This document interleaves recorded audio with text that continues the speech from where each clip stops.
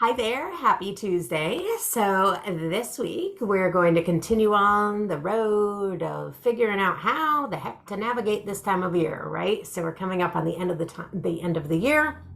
We're coming up on all the, or maybe in the midst of, and depending on those things, like this, just a hectic time of year. This December, man, it feels like everybody has like such lofty goals for a month that is like super short, because we do have so much time off of work and all of those things and extra stuff to plan for. And it feels like we have lots and lots of stuff to do in a much shorter amount of time than just a random, March or whatever, right? So keeping that in mind, here are some tips on just how to navigate through the end of the year, what to keep in mind during this time that can feel hectic. It can feel disappointing in many ways. We can have certain expectations that are either voiced or not voiced. Our anxiety can be on edge, which means with anxiety, we sometimes might put our focus in places that aren't as important as other places.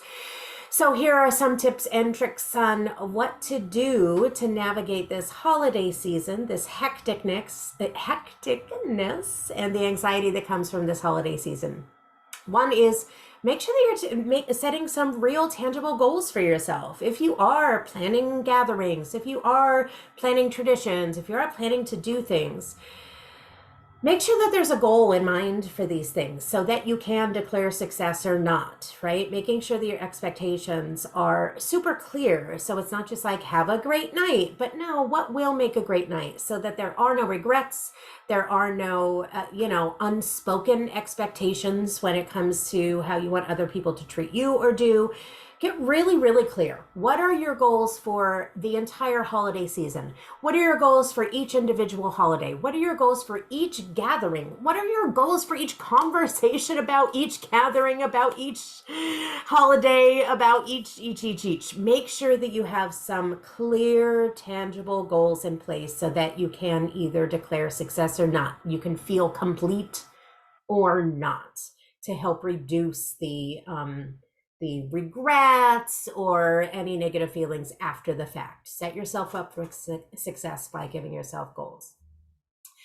How do we get to these goals? Make sure you're making space for just space sake. Make sure every single day, or at least every other day, you have some time, even if it's just 20 minutes, to just give yourself space. Get off of the screens, get off of all the things, and just give yourself space to think, to figure out what those goals are, to figure out like what do I need to do. Yeah, like make your lists, all those things, but making sure you're giving yourself space to be able to think through these things, set your goals, set your intentions, plan out the conversations that you need to have. Like, just give yourself space to plan both emotionally and physically and mentally and in all the ways. Make sure you're planning in, schedule it like you do a meeting or anything else that's for anyone else. Schedule some space for yourself to get things done. And then the third tip and final tip that I have for you today is, when you are going into a conversation, a celebration, a tradition, whatever these things might be, really think to yourself, what will you be proud of 20 years from now? How do you want to show up? How do you want these conversations to go? What mood in which will be most beneficial for you and for the other people involved? How do you want to present yourself and handle yourself in a way that 20 years from now, you will be able to look back and be proud of your behavior?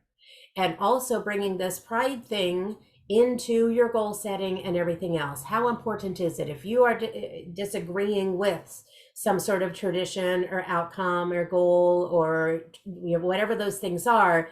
Again, looking at how important they are for you. Why are they important? Are they in alignment with your values? Are they in alignment with the other person's values? Really looking at what is your priority, walking away from the event, the conversation, the holiday, the whatever it is. Making sure that we're not getting stuck in the weeds and having traditions for tradition's sake, but what is it about it? What is the element that nourishes you, energizes you, makes you feel alive, connects you to other people, connects you to your values? What do you need to do to make sure that you, when you look back on this time of year, that you are proud of your behaviors, you're proud of your choices, that you're proud of the atmosphere that you have fostered for those around you? Are you going in with the mood of celebration, or are you going in the mood of right fighting, or because it's the way it's always been done, or whatever it is?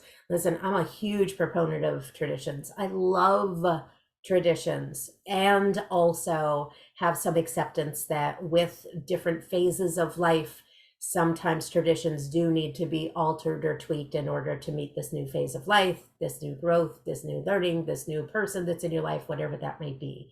So it doesn't mean that we have to either do everything completely perfectly the way it's been for years and years, or we have to throw it all out. Give yourself some space for thinking, what are the goals? What will you be proud of yourself? How is the way in which you will present yourself? What will you be proud of? And are you taking the goals and values of other people into consideration at all, as well, during this time of year? Let me know what you think. If I don't see you before, have a wonderful, wonderful holiday season. And yeah, figure out those goals and then figure out the action steps to make them happen so that you can feel celebrated, connected, happy, and whatever your goals are for this and values are for this holiday season. Have a great one. Bye.